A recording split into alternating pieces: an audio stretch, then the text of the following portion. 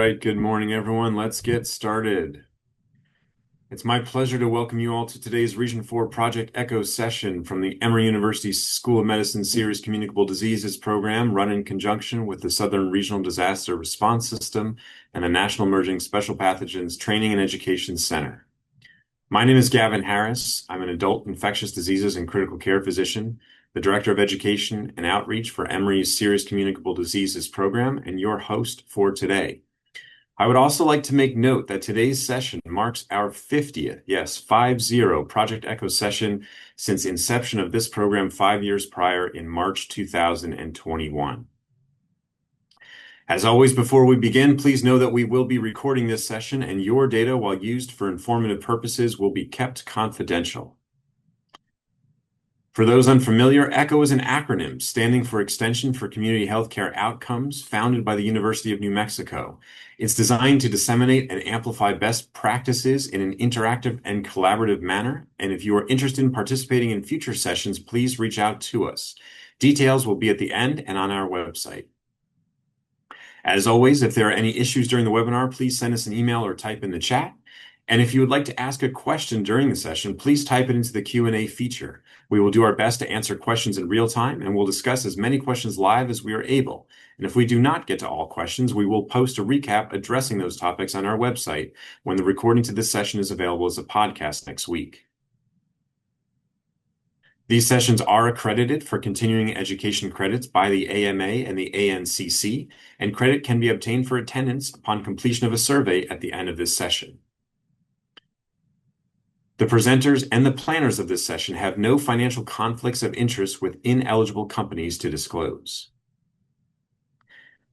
And here's today's agenda. As always, we will start with the Region 4 SITREP, which will be followed by our case and didactic presentations, as well as a special public health presentation with moderated Q&A to follow. And now it's my honor to introduce our guests for today. First, I would like to welcome back Dr. Matt Linam, Associate Professor of Pediatric Infectious Diseases at Emory and the Hospital Epidemiologist for Children's Healthcare of Atlanta's Scottish Rite Hospital. Dr. Linam serves as the Medical Director of Outcomes for Children's Healthcare of Atlanta. He has been dedicated to improving the quality and safety of care provided to children, focusing on prevention of healthcare-associated infections, and has designed and led quality improvement training courses to help provide healthcare workers with necessary skills to improve that quality of care provided. Next, I'd like to welcome Ms. Vanessa Aden, Vaccine Preventable Disease Epidemiologist and Lead Vaccine Preventable Disease Subject Matter Expert for the Georgia Department of Public Health in the Acute Diseases section. Among Ms. Aden's many duties, she provides support to epidemiologists and healthcare providers throughout the state of Georgia on vaccine preventable diseases, as well as develops diagnostic, investigational, treatment, and control guidance for public health agencies and providers. She also provides significant support to evaluation and effectiveness studies of vaccine preventable diseases. Welcome to you both. And now, to place this session in context, the Emory University Serious Communicable Diseases program, in conjunction with the SRDRS, puts together situation reports on special pathogens of concern for our region, HHS Region 4. These SITREPs are typically published on our website, social media channels, Emory Department of Medicine YouTube channel, and listservs. Here is the current HHS Region 4 Special Pathogen SITREP. First, to Nigeria, where the Lassa fever virus outbreak continues. The most recent official report from the Nigeria Center for Disease Control and Prevention, released on the 6th of April, made known 15 new confirmed weekly cases, 246 suspect, and 5 newly confirmed deaths, a weekly case fatality rate of 33.3%. This has brought the yearly total to 4,025 suspect, 674 confirmed, 7 probable, and 127 fatalities. A higher than average case fatality rate of 18.8% since the year began. The hope is that the rainy season will lead to a decrease in cases. Next, there have been no new confirmed cases of Ebola Sudan virus in Uganda since the 6th of March. The last person confirmed with the disease was released from hospital on the 15th of March. There are 14 days remaining until the outbreak can be declared over, and in sum, there have been 12 confirmed cases, 2 probable, 4 fatalities, and 10 people who recovered and were discharged. The case fatality rate has stood at 33% among those confirmed cases. And to the east in India, where in the state of Karnataka, chiassoner forest disease, otherwise known as KFD, has been confirmed the cause of another death in a human, the second this year. Since our last situation report, there have been 55 new cases of the disease, bringing the yearly confirmed total to 150 with 2 deaths. A tick-borne viral hemorrhagic fever with an effective vaccine, therapeutic medical countermeasures do not exist. And in neighboring Pakistan and Iraq, there have been several confirmed cases of Crimean Congo hemorrhagic fever, or CCHF, with at least one fatal case. Iraq has initiated an extensive tick control strategy for prevention, and cases typically peak from April through October as domesticated animals are transported and slaughtered in greater numbers during these months. And lastly, to highly pathogenic avian influenza, or H5N1. Since our last SIP rep, on the 8th of April, the U.S. Department of Agriculture raised the confirmed national total of H5N1 detections in dairy herds to over 1,000, with California being the hardest hit state. There have been no new probable or confirmed human domestic infections, though it must be noted that surveillance and detection is almost certainly lagging at this time. Globally, there have been continued sporadic cases over the past month, notably a fatal pediatric case in Mexico and a pediatric case in India. But finally, there have been no reports of suspect or confirmed patients with special pathogens of concern in our region, Region 4, at this time. For more resources, visit us on the web at scdp.emory.edu. And now, as always, before we delve into the main topic at hand, I wanted to first pose some interactive poll questions to our audience to gauge our base comfort level with the topic. They should be up on your screen now. The first question, how knowledgeable do you feel about the evidence-based preventative countermeasures against measles?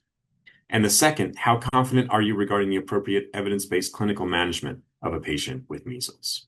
If the audience could please vote now.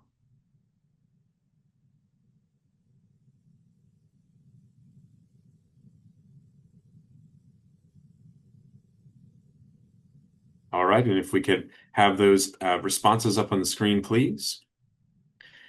We have quite a range on the first question, from not at all knowledgeable to some who are extremely knowledgeable about the effective preventative countermeasures against measles, which is fantastic. And we also have quite a range on the second question too. So our panelists certainly have their work cut out for them. But with that, we hope this will be a quite educational and enjoyable activity. So with that, let's begin. And I'm now going to turn it over to Dr. Matt Linam for our case presentation. Good morning, everyone. Let me just quickly share my screen here.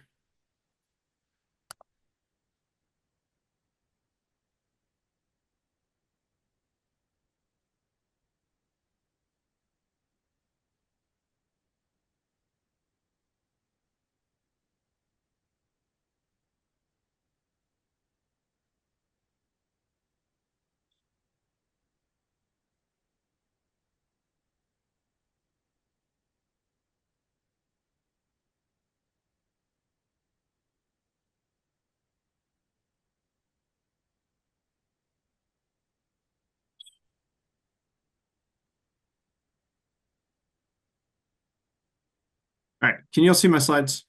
Yes, we can, and we can hear you. All right. Okay, so we've had over the last year or so, we've had a couple cases of measles that we've taken care of at Children's, but I thought that this would be a good case to discuss. So timeline. So this patient is a previously healthy 2-year-old male who had spent the prior 8 months in Sierra Leone visiting family. Towards the end of his time in Sierra Leone, and on July 28th, he developed fever and diarrhea. He was diagnosed with malaria and given 2 doses of an IV medication, and then discharged on an oral medication for malaria. He arrived back in the US on August 2nd. And then on August 3rd, he developed fever and a mild cough. He was seen in one of our emergency departments, and his evaluation was unremarkable. He had a malaria smear that was negative, as was a blood culture. He had a chest X-ray that had peribronchial thickening, which is consistent with a probable viral illness, and he was discharged home. And the fever associated with that illness resolved after 2 days. He then returned to the emergency department on August 10th with a return of his fever. He still had this mild cough that he'd had for some period of time. His malaria smear at that time was positive with a parasitemia of 0.44%. He was admitted and treated with artemether lumefantrine for 3 days from the 11th through the 13th. And during this time, his fever gradually resolved and his malaria smear parasitemia dropped to 0%. He was sent home. Then on August 15th, he returned to the emergency department with a return of his fever, and now he had a rash.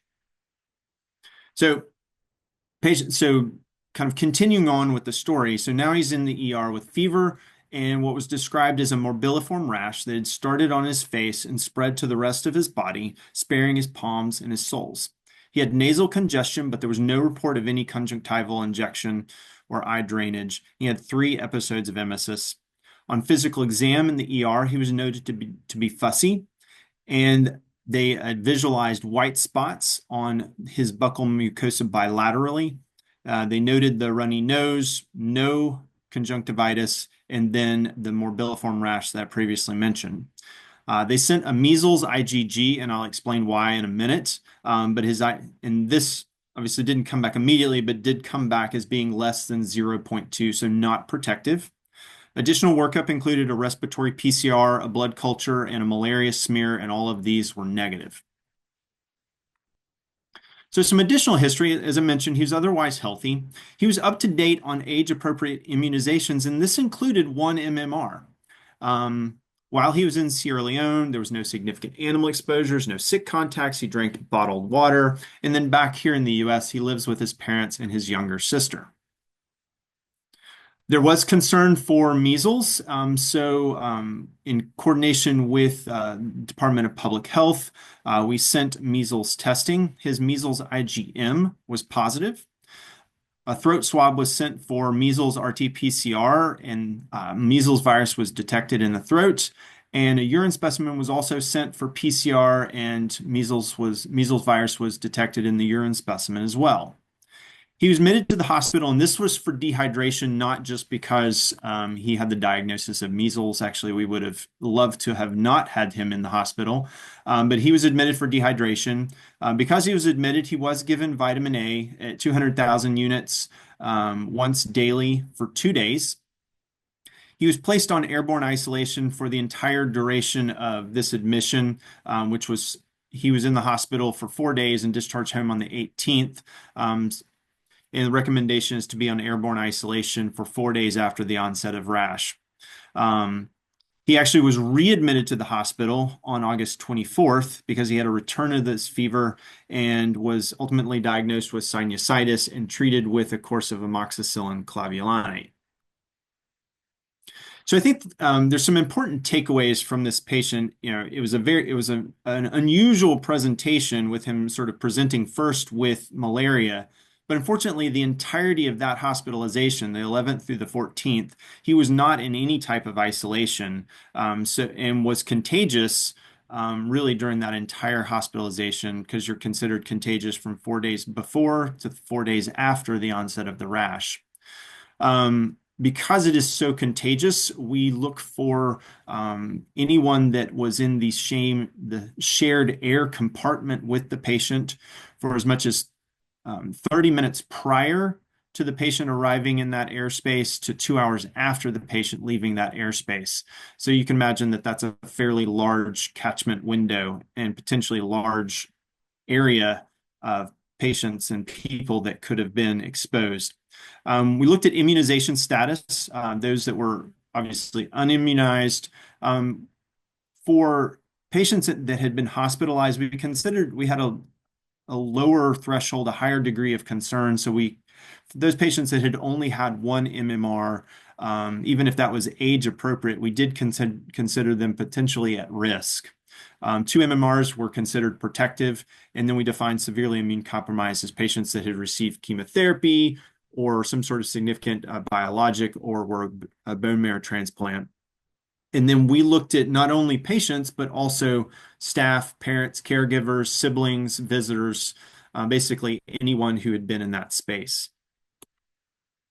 So looking at the exposure of this impact, there was 381 patients who were considered exposed during this time frame.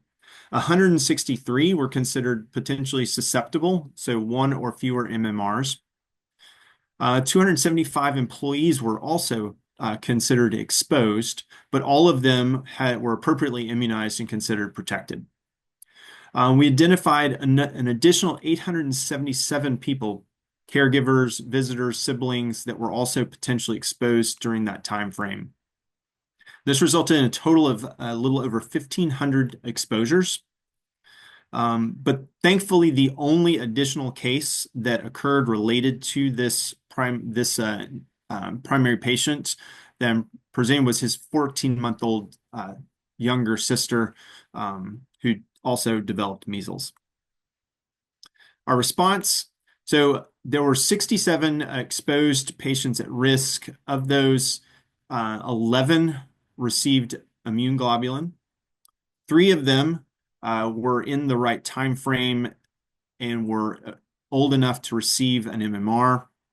And then 53 either refused any sort of prophylaxis, or they were outside the window for post-exposure prophylaxis, or we weren't able to gather any information, or the health department was not able to get in touch with them.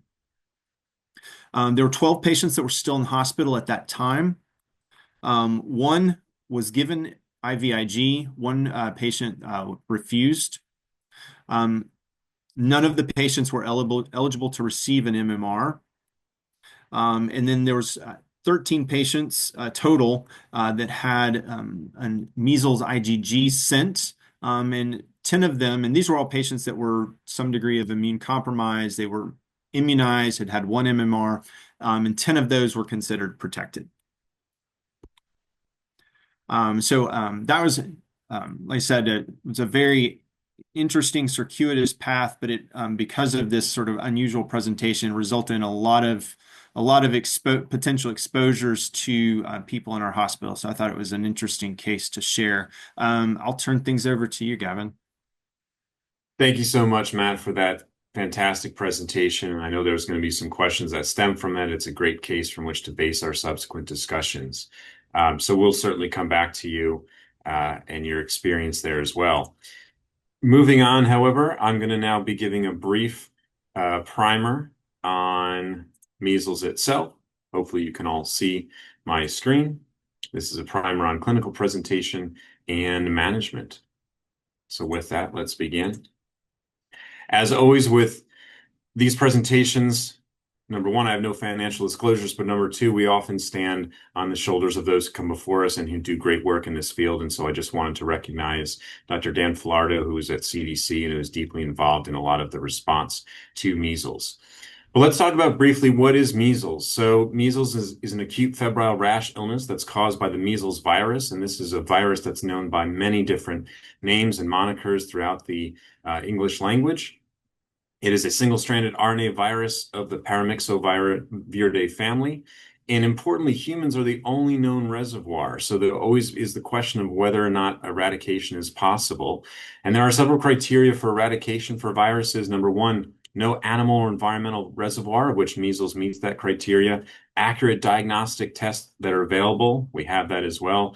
Effective and safe preventative medical countermeasures, we have that as well. And we also have the documentation of elimination in large geographic areas. So in theory, this is a virus that has the potential for eradication.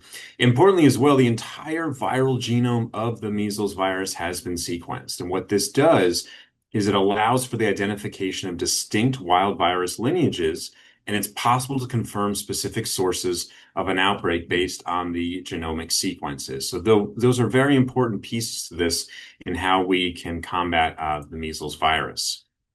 As many know who are on this call today, it is spread through droplets and it is also airborne. And what that means is it can reside in the air in an environment for upwards of several hours. And it's very important. And it also was illustrated in Dr. Linam's presentation about the amount of significant exposures that have occurred.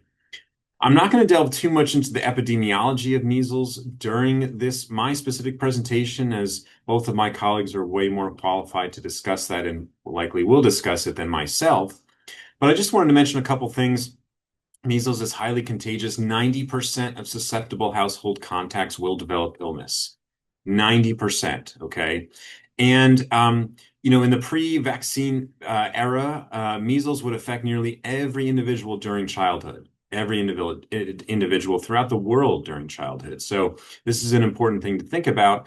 And then another measure of how, contagious this is through what we call the R naught value or R0 value, which is the amount of secondary infections someone who is primarily infected can cause. And in the case of measles, it's estimated to be between 12 and 18 people that can be infected from one individual.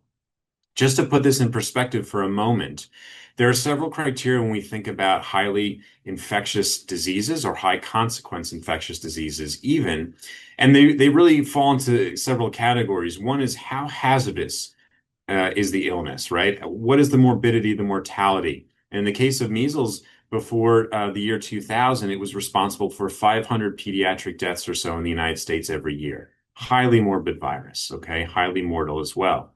How infectious is it? How much of the virus does it take to infect a person? And how much of the virus does it take to infect what is called 50% of an exposed population, otherwise known as an ID or LD50, infectious dose 50 or lethal dose 50 in the case of additional agents. In the case of measles, it's 0.2 units for intranasal spray, incredibly small. So it's a highly infectious pathogen. And then how communicable or contagious is the virus? I just mentioned that in terms of the R naught value. It's one of the most contagious known to humankind. So it fulfills these three important criteria. The fourth criteria when we think about high consequence pathogens is whether or not there are effective medical countermeasures. And in the case of measles, there are. There's the vaccine, which we will talk about in a moment. But I just wanted to illustrate if we did not have an effective medical countermeasure, it potentially could be considered along the lines of some of the infectious diseases that you see on the screen right now. To the clinical case definition of measles, so importantly to think about, there's three criteria. And a patient will have a fever, sometimes quite high, and a rash, and at least one of what we call the three C's of cough, coryza, which is a runny nose, or conjunctivitis. Nearly all infected susceptible individuals develop clinical disease. I just want to say that again. Nearly all infected susceptible individuals will develop clinical disease. There is not asymptomatic disease or pre-symptomatic disease that can be transmitted in the case of measles. All individuals who are susceptible will develop clinical disease. And the challenge, though, with measles, as we'll see, is that the diagnosis is very difficult clinically to distinguish from rubella, parvovirus, human herpes virus 6, dengue fever, mpox, things of that nature that carry similar signs and symptoms. Here's the typical course of measles. A prodrome usually starts after a 10 to 12-day incubation period from exposure. And again, it's characterized by the signs and symptoms that you see on the left. I'm also going to add bronchiolitis to this as well. We also think about Koplik spots, which you can see in the second row on the screen. This is the ananthema, which is pathognomonic for measles, and it usually starts appearing on the buccal mucosa, actually, 1 to 2 days before the onset of rash that is more generalized in the body. That rash, it's usually an erythematous maculopapular exanthema. It develops, as you can see, about 2 to 4 days after the onset of fever, typically spreads from the head to the body over the next 3 to 4 days. And here are some pictures of the rash itself, as you can see, sometimes quite difficult to distinguish from other differentials that we mentioned. The infectious period for measles is 4 days prior to and 4 days after the onset of rash. So relatively long infectious period that can last at least a week. As I mentioned, is typically blanching early in the course, and it can fade in the order of appearance during the next 3 to 4 days of which it had occurred. So if it starts from the head, goes down and travels down to the torso, it typically fades in the same progression. And at that point, we'll assume a non-blanching appearance. So just important things to consider. Again, we're going to move quickly in the interest of time because I know there's a lot of ground to cover here. But there are some important complications that we definitely need to talk about. And these complications are more common in children under the age of 5 years, as well as adults and those who are immunocompromised. Complications are more likely to develop if the fever does not clear within 1 to 2 days of the onset of rash. So if it's persistent, the odds of someone having additional complications increases. As you can see, about 20% of patients who may be infected will require hospitalization. Now, I'm just going to skip down to pneumonia. As you can see, 1 to 6% of patients will have this of a given infected population. And pneumonia accounts for about 6 out of 10 measles-associated deaths. So important statistic there to consider as well. The mortality in general from measles is predominantly caused by complicating bacterial superinfections. As you can see, the death from measles, 1 to 3 per 1,000 cases, has traditionally been the standard from what we understand from studies that have been done. And then subacute sclerosing panencephalitis, or SSPE. This is a rare fatal degenerative central nervous system disease. It's caused by persistent infection with measles virus. And importantly, the onset can be several years, even a decade after an episode of measles. The most affected children are typically those who have had measles before the age of 2. Moving on to some medical countermeasures. So, I like to present medical countermeasures in 3 distinct ways. We have diagnostics, we have preventatives, and we also have therapeutics. So in terms of diagnostics, it's important to think about, we always want to consider all the clinical, epidemiologic, and laboratory data together. As I've mentioned, there are some challenges with clinical distinguishing amongst the various differential diagnoses that can be present and can account for a similar presentation as measles. So it's important not to consider solely one specific prong in isolation. Dr. Linam also already mentioned some about serology, which we'll talk about a little bit more as well. But serology alone to test patients, especially with low pretest probability, can lead to problems. And in general, with illnesses and diseases, it can lead to more false positives. Nasopharyngeal and oropharyngeal swabs for reverse transcriptase PCR testing, as well as serology, should be collected and, again, should be used in tandem and also with synergistic approaches. Let's just talk about RT-PCR for a moment. So this is most often performed, as I just mentioned, on these nasopharyngeal and oropharyngeal swabs. We can do it in urine, although that is less commonly done in this country. Ideally, we want to collect it within 3 days of the onset of rash because the level of viremia will be highest at this point. But then we also have to consider the proper specimen collection, storage, obtaining of specimens, and then also proper processing techniques in order to ensure that the results we get can be reliable. Now, state and CDC public health labs can also perform what's called real-time reverse transcriptase PCR. And what this allows for is the detection of PCR amplification during the exponential growth phase of the reaction itself. So it's much more quantitative and it's much faster than traditional RT-PCR, but it requires a lot more labor-intensive techniques. So it's not widely available. Now, serology, so IgM testing alone can pose significant challenges, and there are several reasons for this. One is the cross-reactivity with other causes of illnesses has been documented. Again, this follows with other diseases and serology measurements themselves. And then again, as I kind of already touched on, false positive results can be common in areas that have low endemic rates of this. So patients without known exposure who've been fully vaccinated can sometimes have positive serology tests. Importantly, too, I should mention that infants are protected from birth against measles by maternal antibodies if the mother is also immune to measles. And this is what we consider passive immunity. This gradually disappears over the second half of the first year of life. And so this potentially can lead to partial passive immunity. Infants who do have this and who are in the presence of this often will develop milder and shorter episodes of measles that still confers lasting immunity.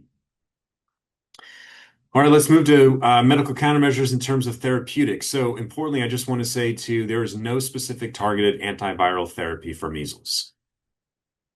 Optimized supportive care is the most important medical countermeasure that we have against measles in terms of the therapeutic category. Okay, so no specific targeted antiviral therapy. Supportive care would also entail bacterial therapy, right? I mentioned that a lot of measles-associated mortality is due to bacterial superinfection. So management of potential co-infections becomes quite important. Now, measles has been shown to be susceptible to ribavirin in vitro, but the data on human use and also clinical use of efficacy has been very limited. Ribavirin is a very toxic medication, especially for use in younger children. We do consider it for severe cases or complications. So those might be patients who have pneumonia that requires oxygen support, invasive mechanical ventilation, those who are quite young with severe pneumonia, and then also are very immunocompromised patients. You can see the dosing there in oral and two divided doses, but the optimal duration is quite unknown, and a lot of this has to do with potential side effects of ribavirin itself. There have also been investigational therapies that have been evaluated, especially for the SSPE that I mentioned earlier, such as inosine pranobex, interferon alpha, or interferon beta, but this evidence is quite limited and, to my knowledge, has not been used very extensively. Now, Dr. Linam also brought up vitamin A, so we, of course, will talk about this as well. So why is vitamin A important to the pathophysiology of measles? Well, vitamin A falls. Vitamin A levels fall during measles infection itself. And in children, the deficiency in vitamin A, and this vitamin A deficiency can result in, can be the result of malnutrition.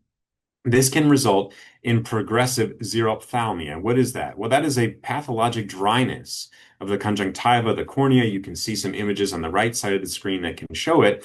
And it's caused by an inadequate functioning of the lacrimal glands.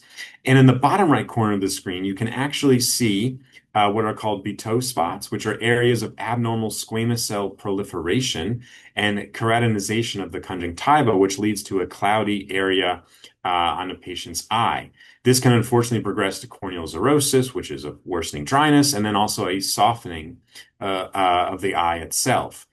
Now, what's important to note is this often occurs from severe malnutrition, okay? And so these photos are from resource-limited areas, Lebanon and Guatemala. Guatemala is the bottom right corner of the screen, and then the two upper images are from a patient in Lebanon, okay? So vitamin A supplementation may be beneficial for reducing measles severity and mortality in nutritionally deficient populations and low resource settings. But I want to be clear here that the benefit has not been shown in studies that have been performed in resource-rich settings. Importantly, too, hypervitaminosis A has significant complications and side effects, not the least of which can be inclusive of hepatotoxicity, so liver failure, as well as abnormalities in bone development and skeletal density. Additionally, it can be very teratogenic. So mothers who are pregnant who consume large amounts of vitamin A can unfortunately cause birth defects in their unborn children. And so, Dr. Linam mentioned some of the dosing of vitamin A. I put it up here for the World Health Organization. These are very specific doses, and they are to be given under important guidance. And this is why we give this to patients who may be in the hospital themselves. Okay. So this, again, is not a substitute for prophylactic medical countermeasures and vaccination, which we'll talk about in a moment. So there is also post-exposure prophylaxis, and Dr. Linam mentioned this briefly as well. If it's given within a target window of 72 hours of exposure, it may provide protection or even modify the clinical course of disease. Vaccination, part of post-exposure prophylaxis after this window, would only be expected to provide protection from future exposures. So there's prophylaxis with vaccination itself, and then also immunoglobulin, IMIG or IVIG. And this has a bit longer of a window of which can be provided, typically within 6 days of the initial exposure.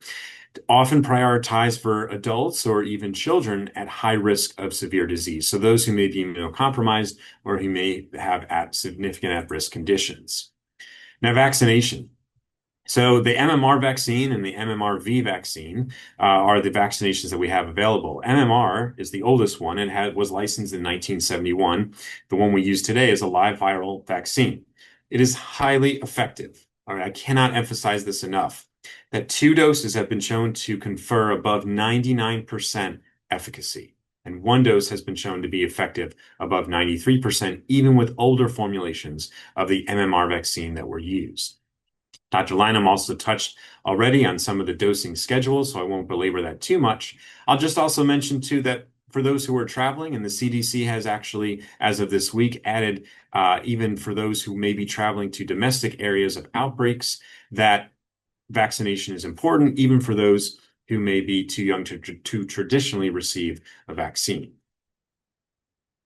Now, there are some contraindications to vaccination, severe immunocompromising conditions. This is not surprising, right? Because this is a live viral vaccine. So those with significant hematologic malignancies who are currently immunosuppressed from chemotherapy, those who may be on long-term immunosuppressive therapy, and then those who also may have a CD4 percentage that is significantly low in the case of persons living with HIV, or an absolute low CD4 count less than 200.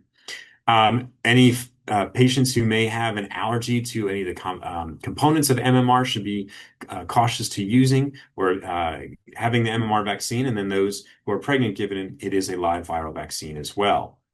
It's also important to think about, too, that the MMR vaccine can cause a self-limited rash. Okay, this is a short-lived rash syndrome. It is not contagious to others, and it does not represent MMR infection itself, but it's often challenging to distinguish between true infection.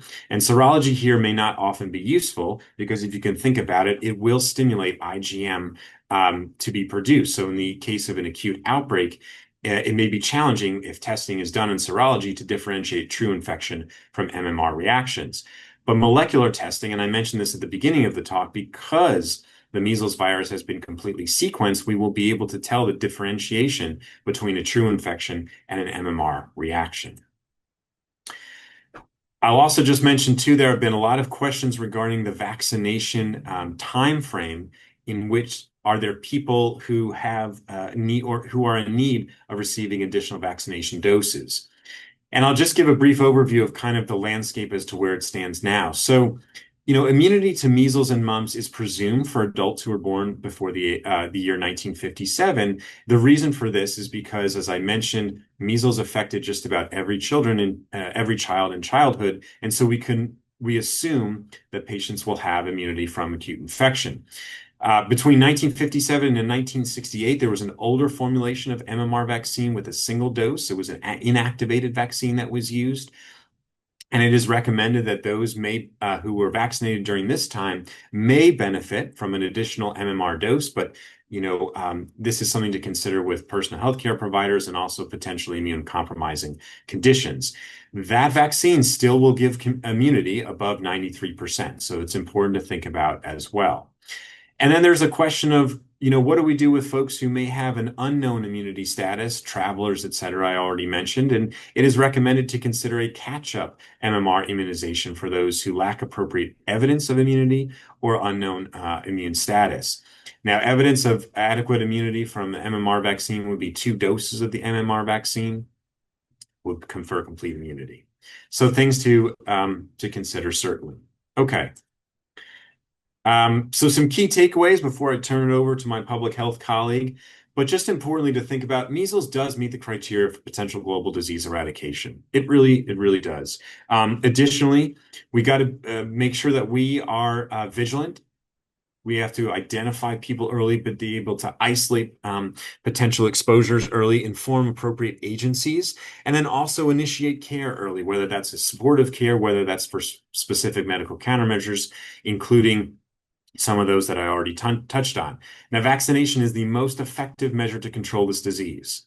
Vaccination is the most effective measure to control this disease, but as long as there are gaps in immunization, outbreaks will unfortunately continue.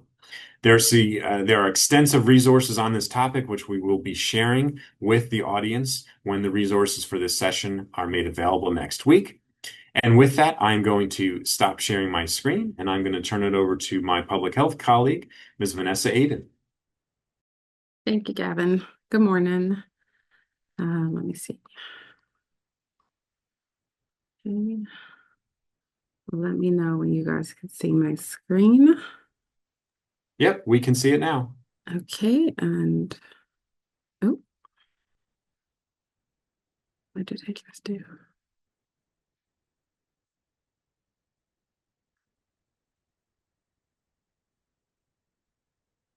I don't see my screen. Just give me 1 second.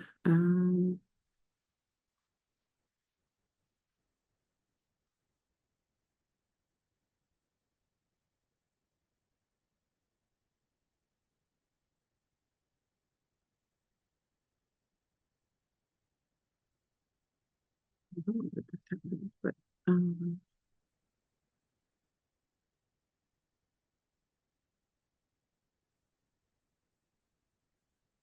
all right. Can you still see my screen? Yes, we can. Okay, awesome. Thank you. So measles was officially eliminated from the United States in the 2000s, and achieving measles elimination status in the US was a big historic public health achievement. So the US reached a grim milestone this past Friday on April 11th in 2025, surpassing 700 confirmed measles cases.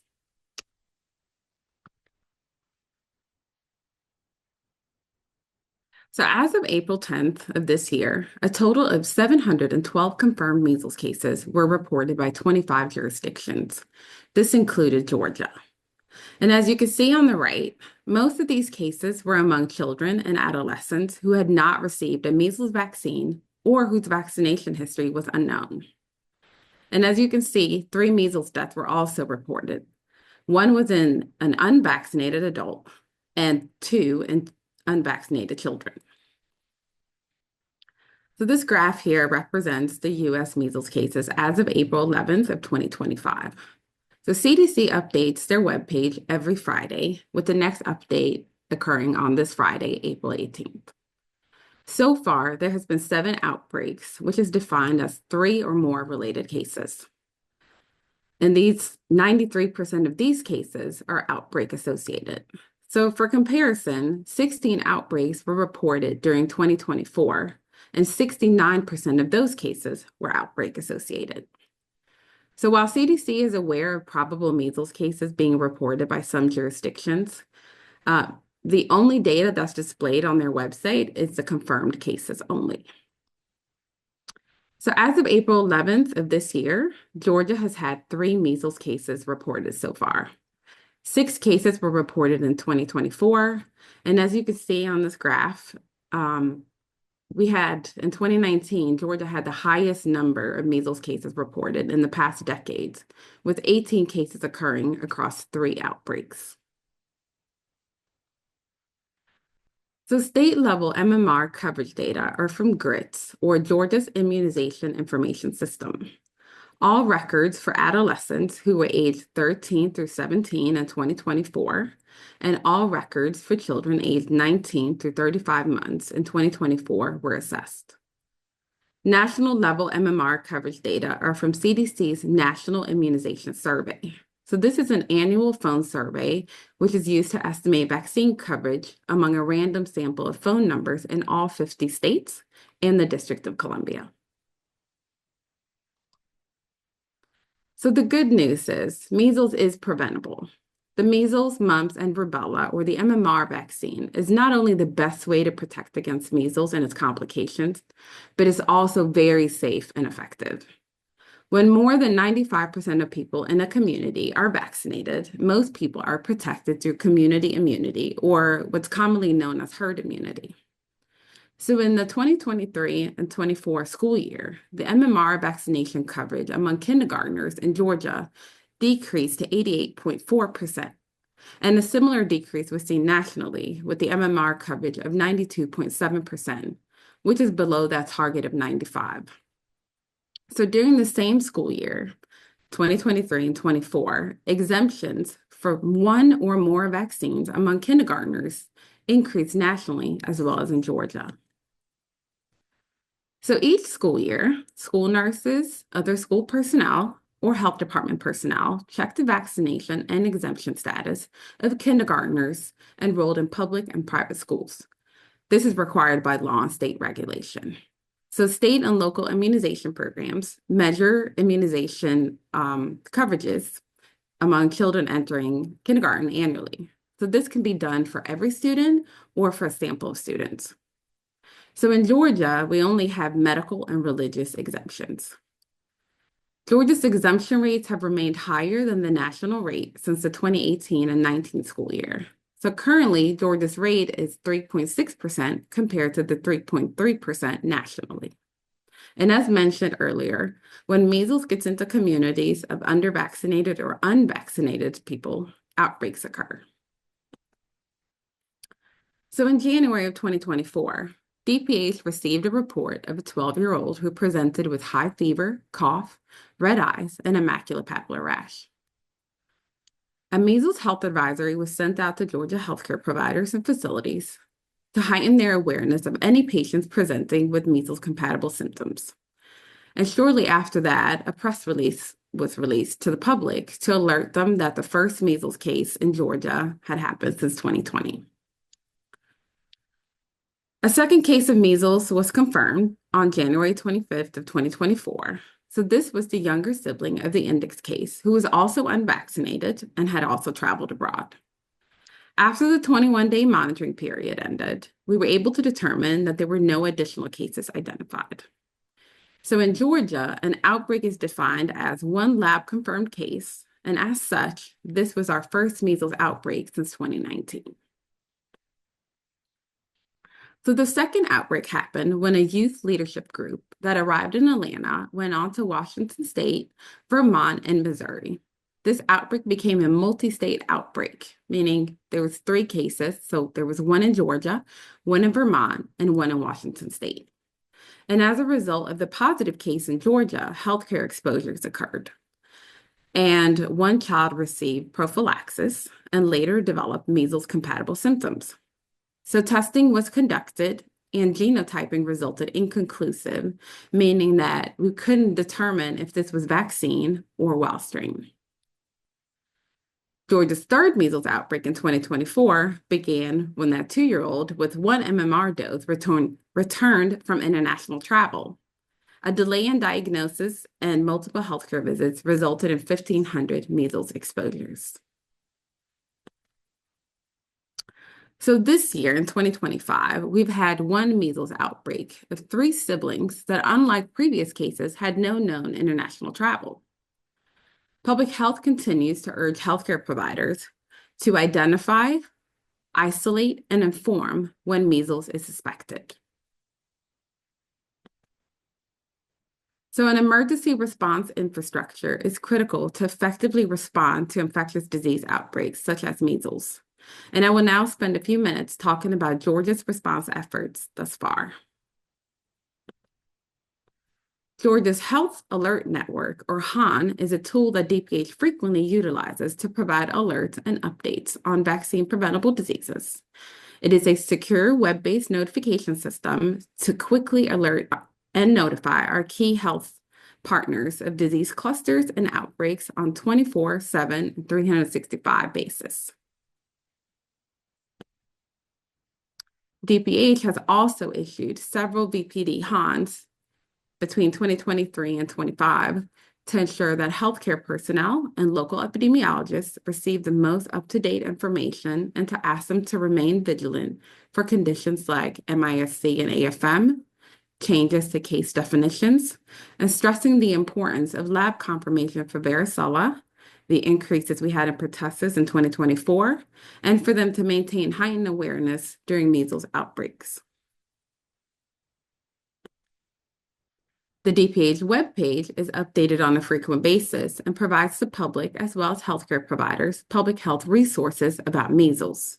Of note, we recently updated our measles guidance.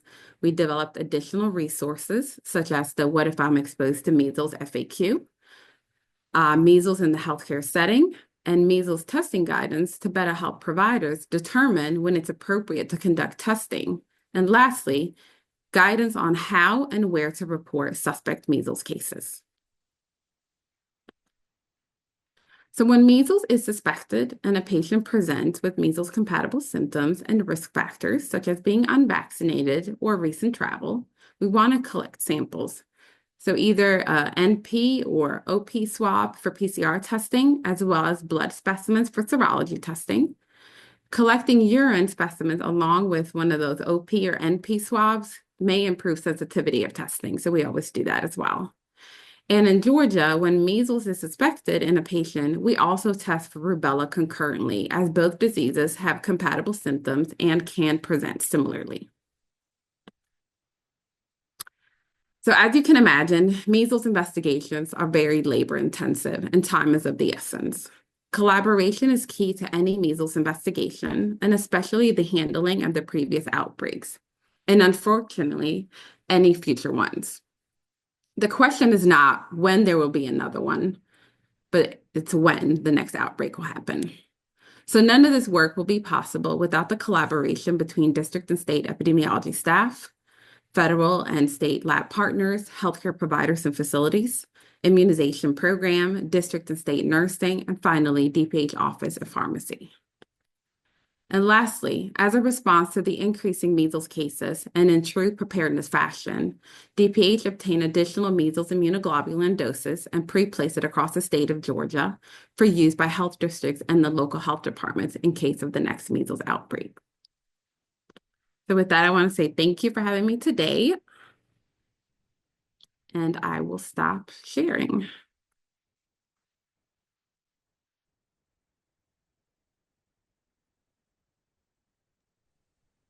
Thank you so much, Ms. Ada, for that fantastic presentation. And thank you so much for Dr. Linam. I'm going to ask him to come on the screen as well, too. We've had a lot of questions that have come in, which are absolutely fantastic. So we certainly appreciate both of your presentations, and we also sincerely appreciate the participation of the audience. So, Dr. Linam, I'm going to start with you because there have been several questions that have come in with specific regards to the case from which you mentioned, and which I think we can potentially expand upon additional thoughts here. So there have been questions about how do we define an exposure? How do we define an exposure area in terms of timing, in terms of, with regards to your specific case that you mentioned, the same HVAC catchment area. And so I'm wondering if you could expand on the facility's approach to this with regards to your case. Yeah, so that was actually really challenging.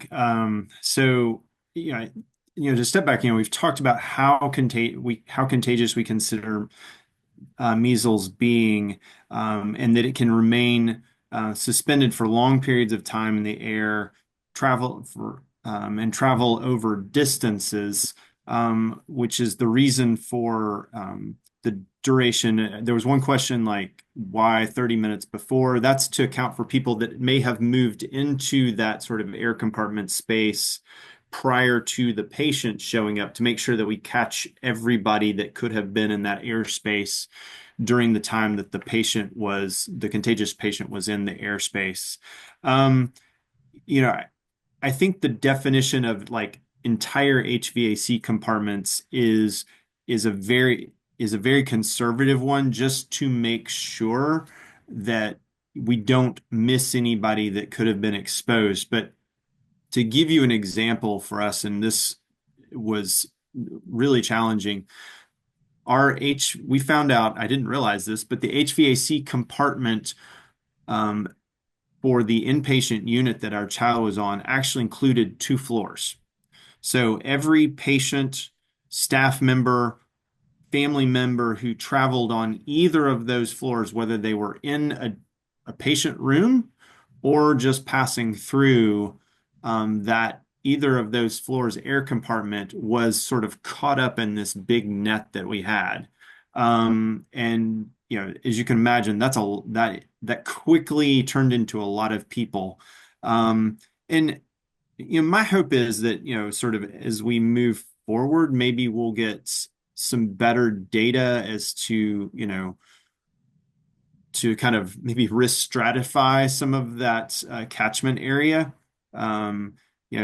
Maybe a patient who's in a room is not necessarily the same risk as someone who, sat next to somebody or was in the same waiting room.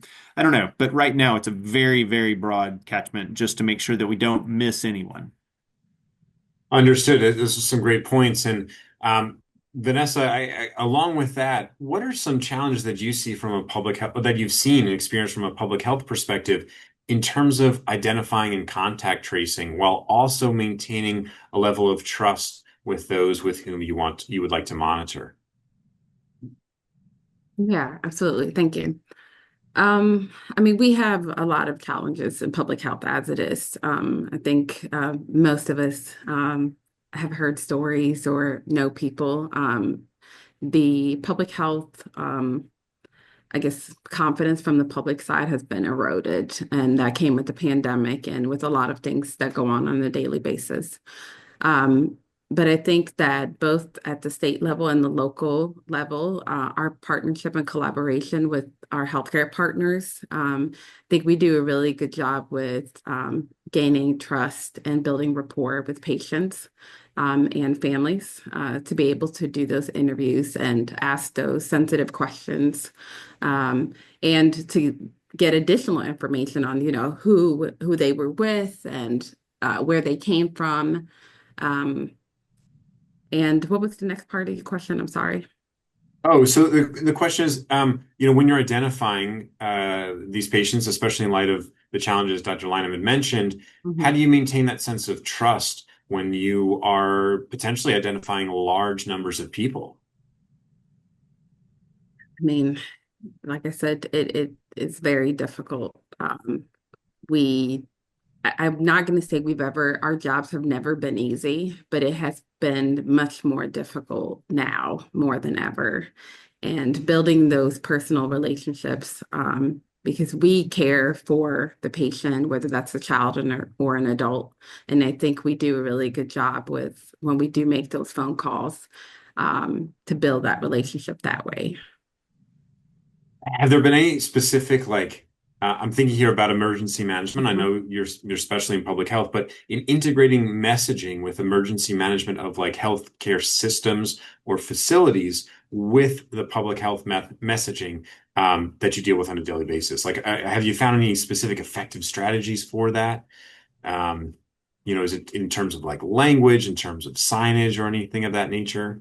Yeah, I mean, when we develop our resources or any public messaging, we work a lot with different teams, not just, with our BPDs, communications and immunization, and use a lot of that research that has been done on what verbiage and what languages to use.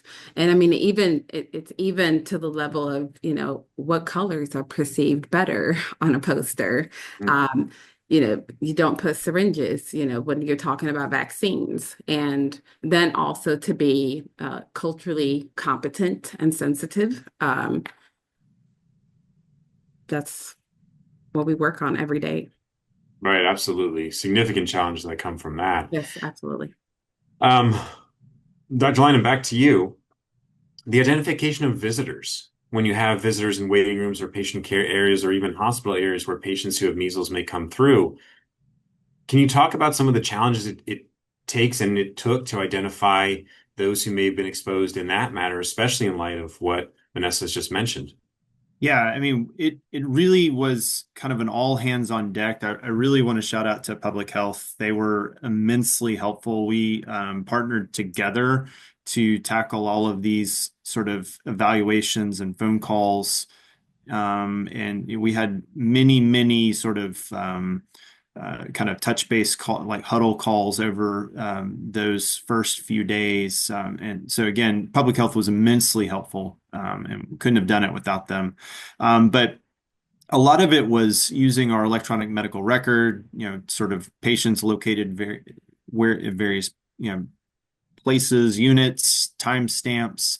But there was even situations where we had a patient who was contagious, who had moved through the halls, and taken an elevator. And we wanted to try to figure out who they may have been in contact, sort of passed by in the halls. So we even worked with our security to use video camera footage, like in the elevators and in the halls, to sort of track the patient's movement and try to identify people that they may have been around, to try to identify people that may have just been passing by when the patient was, like, say, passing through the hall or something.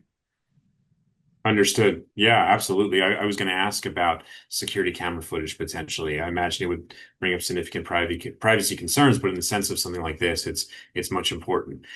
We're actually quite short on time. I know there's been a lot of specific questions in the chat, which we will address as these resources are made. But I do just want to end with Vanessa, with you. Are there anything, like, if you could give one message that you would want our public in this region to understand, that you would want our healthcare workers who are on this call to take back to their home institutions? I'd love to hear your thoughts. Yes. the one message that I would like all the healthcare providers to know is as soon as you suspect measles, please, please, please call immediately. We have our 866 Pub Health. That is the 866-782-4584 number. That is 24 hours, 7 days a week, 365 days. It's always manned. If you suspect measles and you call, you will be in contact with a medical epidemiologist, and we will help, do a consult, answer any questions, and facilitative testing is warranted. But please don't wait. As soon as you suspect, isolate that patient and please call us immediately. Those are some fantastic points. We will be providing that information and that phone number to the public with these resources. I don't think we could end on a better note. So with that, we're going to turn to our last poll question here to the audience before we close. And that is, if we could have it on the screen, please. Now, having gone through this session, how confident do you feel about best practices in measles management, both in prevention and treatment, in light of all that our panelists have discussed, on a scale of not at all confident to completely confident?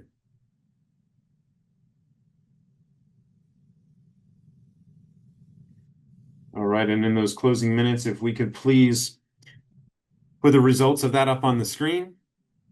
And it looks like our panelists have made significant inroads into our audience's understanding. So I do want to tremendously thank both Vanessa Aiden and Matt Linam for their fantastic presentations. I want to thank our audience for participating.